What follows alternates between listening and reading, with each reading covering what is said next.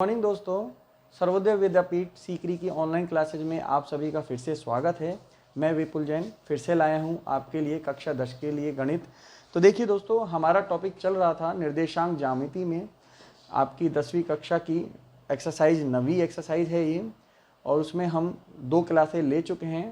पहली क्लास में मैंने आपको ग्राफ के बारे में थोड़ा बहुत कुछ बताया था, थोड़ा बेसिक बताया था कि क्या ग्राफ किस प्रकार से एक्स अक्ष और वाई अक्ष बनता है, उसमें किस प्रकार एक बिंदु को दिखाया जाता है।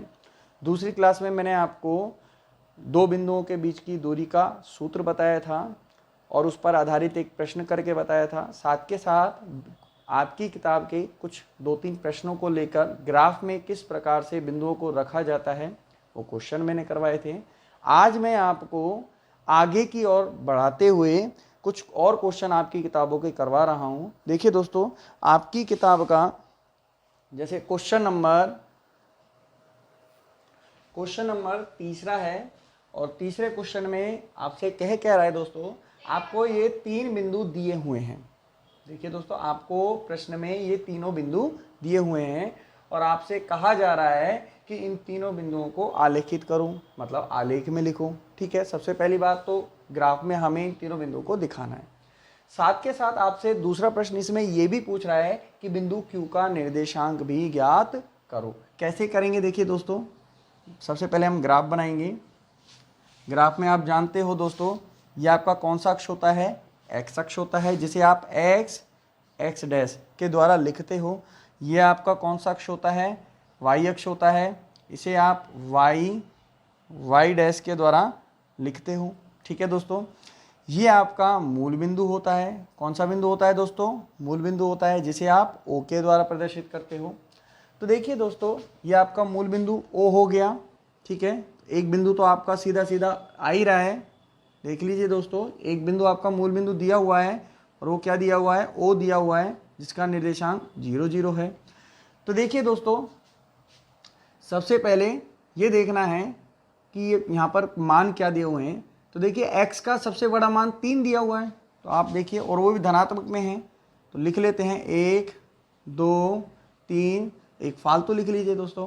y के मानों में सबसे बड़ा मान क्या है? 4, वो भी प्लस में है, तो लिख लेते हैं 1 2 3 4 5। लगभग हमने 5 मान लिख लिए हैं, एक फालतू लिख लिया है, कोई दिक्कत नहीं है। अब हमें करना ये है, इन तीनों बिंदुओं को बारी बारी से यहाँ पर ग्राफ में दिखाना है।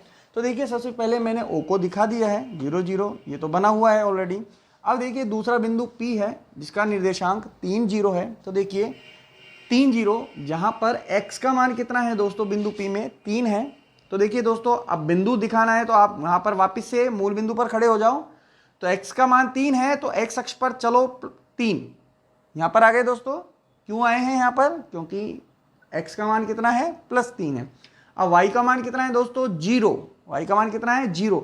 अब 0 देखिए दोस्तों, ना तो ऊपर जाना है ना ही नीचे जाना है, ना तो ऊपर जाना है ना ही नीचे जाना है, तो आपको यहीं रुक जाना है। तो ये आपका आ गया बिंदु, कौन सा आ गया? आपका P आ गया। कौन सा आ गया? बिंदु P आ गया, जिसका निर्देशांक क्या है?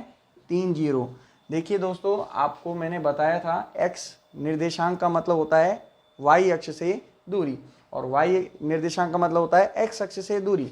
तो 0 है, तो 0 का मतलब x अक्ष से दूरी कितनी लेनी है? 0। तो दूरी का मतलब ना तो कहीं ऊपर जाना है ना ही x अक्ष से दूर नहीं जाना है। कुल मिला के x अक्ष से दूर नहीं जाना है।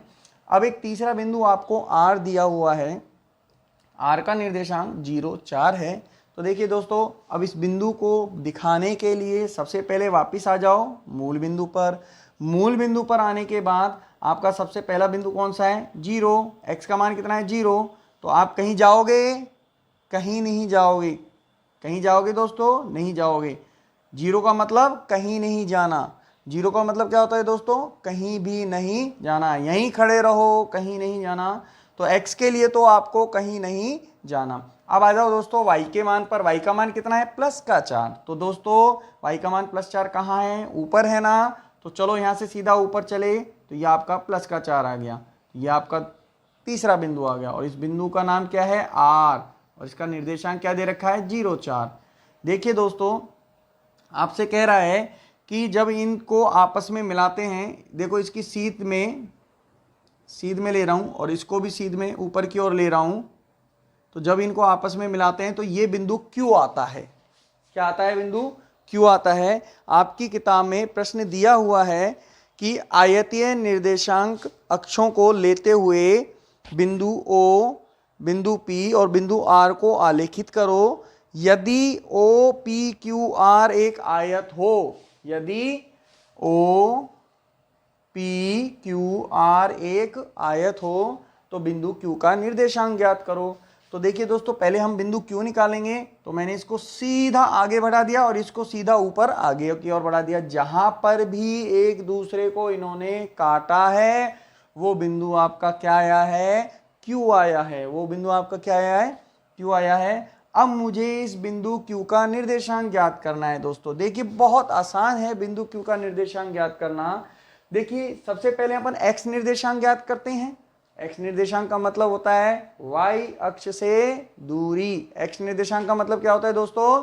y अक्ष से दूरी होता है। तो y अक्ष हमारा ये है, इससे दूरी देखो ये रही, ये डिस्टेंस देख लो कितनी है? 3 है। कितनी है दोस्तों? 3 है। तो x निर्देशांक कितना हो गया? 3 हो गया। कितना हो गया? 3 हो गया। अब यहाँ पे लिखते हैं हम y निर्देशांक। क्या लिखते हैं दोस्तों? y निर्देशांक। y निर्देशांक का मतलब होता है x अक्ष से दूरी। y निर्देशांक का मतलब क्या होता है? x अक्ष से दूरी। तो देखिए ये हमारा x अक्ष है ना दोस्तों, इससे दूरी देखो, x अक्ष से दूरी देखो, ये रही ना, ये रही डिस्टेंस, ये रही दूरी। x अक्ष से दूरी यही तो है ना इसकी, इतनी दूर है ना x अक्ष से, इतनी दूर है ये x अक्ष से। तो ये देख लो कितनी दूर है, कितना मान है ये? 4। कितना है ये दोस्तों? ये 4। तो x अक्ष से दूरी कितनी आ गई? 4 आ गई दोस्तों। तो आप देख सकते हो बिंदु Q का निर्देशांक आ चुका है। तो आपके ये दोनों 2 प्रश्न पूछे हैं इसी प्रश्न में। पहला प्रश्न इन तीनों बिंदुओं को आलेखित करना था, दूसरा प्रश्न बिंदु Q का निर्देशांक ज्ञात करना था। तो दोस्तों आपके दोनों प्रश्नों का आंसर आ चुका है। हमने आलेखित भी कर दिया है और बिंदु Q का निर्देशांक भी ज्ञात कर लिया है। उम्मीद है दोस्तों आपको ये प्रश्न समझ में आया होगा। आप एक बार इसका स्क्रीनशॉट ले लीजिए। देखिए दोस्तों, अब आपका चौथा प्रश्न ये है कि बिंदुओं -1 0 1 0 1 1 0 2 -1 1 को आलेखित करना है। देखिए दोस्तों, आपको 5 बिंदु चौथे प्रश्न में दिए गए हैं। कितने बिंदु दिए गए हैं दोस्तों? 5 बिंदु चौथे प्रश्न में दिए गए हैं। अब इन बिंदुओं को हमें, 5 बिंदुओं को हमें ग्राफ में दर्शाना है। क्या करना है? ग्राफ में दर्शाना है। जैसा कि मैं आपको ग्राफ में बिंदु दर्शाना सिखा चुका हूं, तो आपको स्वयं ग्राफ में ये 5 बिंदु दर्शाने हैं। दर्शाने के बाद प्रश्न क्या कह रहा है हमसे, और आगे कह रहा है हमसे अभी कि और इन्हें क्रम से मिलाने पर कौन सी आकृति प्राप्त होती है। तो अब हमें करना क्या है दोस्तों? इन 5 बिंदुओं को आपस में मिला दोगे। जैसे आपने देखा कि अभी अभी प्रश्न में मैंने इन 4 बिंदुओं को आपस में मिलाया था ना, तो ऐसे ही 5 बिंदुओं को आपस में आप मिला दोगे। फिर आपको ये पता करना है कि इन 5 बिंदुओं को मिलाकर के कौन सी आकृति बनती है। ठीक है दोस्तों, कल मैं इसी प्रश्न को आज मैं आपको इसी प्रश्न को करने के लिए दे रहा हूं, कल मैं इसी प्रश्न को खुद करवाऊंगा। उम्मीद है आपको समझ में आया होगा। देखिए दोस्तों, अगला क्वेश्चन देखिए, आपकी किताब का प्रश्न नंबर 6, 9.1 का प्रश्न नंबर 6 और छठे प्रश्न में भी तीसरा पार्ट ये है। आपको ये दोनों बिंदु दिए हुए हैं। छठे प्रश्न का पहला प्रश्न मैंने कल करवाया था दोस्तों, और आपसे मैंने कहा था कि इसके बचे हुए दोनों प्रश्न करके देखना। तो मुझे उम्मीद है कि आपने करके देखा होगा। तो मैं आपको ये तीसरा प्रश्न करवा रहा हूँ। जिन्होंने करके देखा हो वो एक बार मिलान कर लेना, जिन्होंने नहीं देखा हो वो एक बार इसे सीख लेना। देखिए दोस्तों, हमसे प्रश्न में क्या पूछ रहा है? इन दोनों बिंदुओं के बीच की दूरी ज्ञात करवा रहा है। क्या करवा रहा है दोस्तों? इन दोनों बिंदुओं के बीच की दूरी ज्ञात करवा रहा है। तो देखिए दोस्तों, दूरी मतलब AB, इन दोनों बिंदुओं के बीच की दूरी मतलब AB। अब 2 बिंदुओं के बीच की दूरी का सूत्र क्या होता है दोस्तों? x2 - x1 का whole square plus y2 - y1 का होल स्क्वायर। समझ में आ रहा है दोस्तों? ये मैंने कल आपको दो बिंदुओं के बीच की दूरी का सूत्र बताया था। दो बिंदुओं के बीच की दूरी का सूत्र क्या होता है? x2 माइनस x1 का whole square plus y2 minus y1 का होल स्क्वायर। आगे देखिए दोस्तों, अब यहाँ पर ये x1 है, ये y1 है, ये x2 है, ये y2 है। तो ए बी देखिए दोस्तों, रखें तो x2 मतलब AT2, ये तो ऑलरेडी इसी के ऊपर है ना, माइनस x1 AT1 स्क्वायर, और इसका क्या करना है? Whole square. क्या करना है दोस्तों? Whole square. आगे प्लस है, प्लस लगा दिया। आगे देखिए दोस्तों, y2 माइनस y1, तो y2 कौन सा है? 2AT2, ये y2 हो गया हमारा, y2 हो गया ना दोस्तों। आगे क्या लिख रहा है? माइनस y1, y1 कौन सा है? ये रहा 2AT1, और इसका करना क्या है? Whole square. क्या करना है? Whole square. आगे देखिए दोस्तों, ए बी बराबर में अंडर रूट, अब इसे हल करें हम। देखिए दोस्तों, गौर से देखना, ए इधर भी है, इधर भी है ना, ए इधर भी है और इधर भी है। तो देखिए दोस्तों, आप चाहो तो इसे कॉमन ले सकते हो। क्या कर सकते हो? कॉमन ले सकते हो। तो मैं कॉमन ले लूँ। देखिए, ए को बाहर निकाल रहा हूँ, इसको ए को ब्रैकेट के बाहर निकाल रहा हूँ। आप देखिए दोस्तों, इस ब्रैकेट के ऊपर क्या लगाया हुआ है? स्क्वायर लगाया हुआ है। क्या लगाया हुआ है? स्क्वायर लगा हुआ है। जब ए को ब्रैकेट के मैं बाहर निकालूंगा तो इसके ऊपर भी स्क्वायर आएगा नहीं आएगा? बिल्कुल आएगा। तो ए को जब मैं ब्रैकेट के बाहर निकालूंगा, चूंकि ब्रैकेट के ऊपर स्क्वायर है, इसलिए ए को जब मैं ब्रैकेट से बाहर निकालूंगा तो ए के ऊपर भी क्या आ जाएगा? स्क्वायर आ जाएगा। तो दोस्तों, ए के ऊपर स्क्वायर आ चुका है। अब अंदर देखो, ए तो बाहर निकाल दिया था मैंने, तो अंदर क्या बचा? T2 का स्क्वायर माइनस T1 का स्क्वायर। यहाँ पे T1 बचेगा ना, और ये होल स्क्वायर है ही ना, ये थोड़ी ना हट जाएगा। आगे प्लस। देखिए दोस्तों, यहाँ से देखो क्या कॉमन आ रहा है? दो इधर भी है, इधर भी है, दो को बाहर निकालेंगे। ए इधर भी है, इधर भी है, ए को भी बाहर निकाल देंगे। देखिए दोस्तों, दो को बाहर निकालूंगा तो दो के ऊपर स्क्वायर भी तो बाहर निकलेगा। तो दो का स्क्वायर कितना होता है? 4। ए को बाहर निकालूंगा तो ब्रैकेट के ऊपर चूंकि स्क्वायर है ना, तो ये स्क्वायर समेत बाहर आएगा। तो ए के ऊपर क्या जाएगा? स्क्वायर। अंदर क्या बचा? T2। अंदर क्या बचा? T2 माइनस ये क्या बचा? T1। क्या बचा? T1, और इसका क्या है? Whole square.